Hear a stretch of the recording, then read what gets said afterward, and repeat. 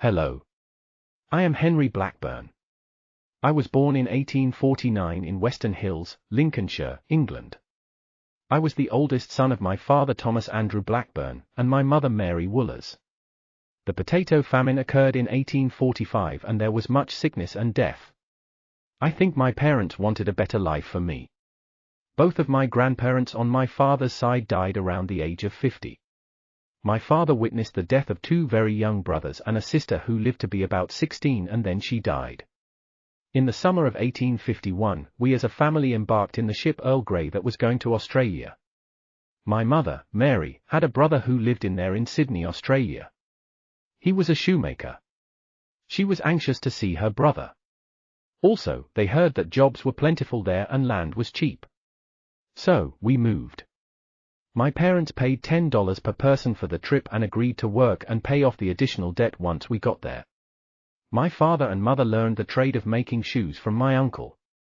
While in Australia, my parents had two more children. A girl named Mary Elizabeth and a brother named Charles William. My sister Mary Elizabeth died when she was 3. While in Australia, my father worked for a man on the riverfront in a warehouse, loading and unloading ships. The man was a member of the Church of Jesus Christ of Latter-day Saints. Missionaries came from America and my parents and I were baptized on December 10, 1855.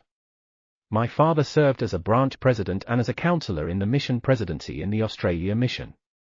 Later, my father was asked to preside over the mission but was unable to do so because he didn't know how to read or write.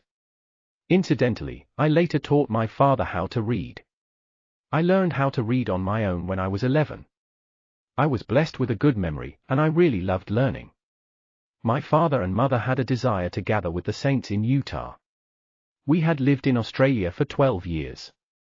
We embarked on a ship in 1864 and departed for the United States. We initially lived in California, where my father and I worked in mines to save money to come to Utah. I was only 14 at the time. We worked with a rough crowd. It was during this time, my brother Charles died from the epidemic. So, my sister was buried in Australia and my brother in California. I am the one child that lived.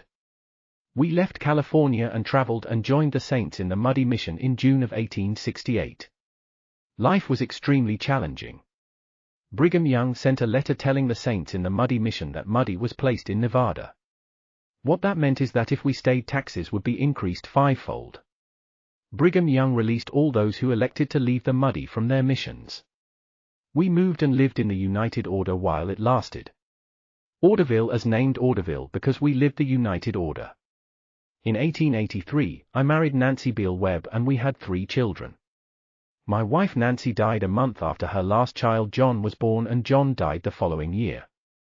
Life was hard, but I had a testimony that we would be together forever if we were faithful. I remarried again in 1892 to Elvira Pamela Cox and we had 10 children. I was called on a mission to Great Britain and left in 1896. My father Thomas and others helped while I was gone. My parents died and I had a son Charles die.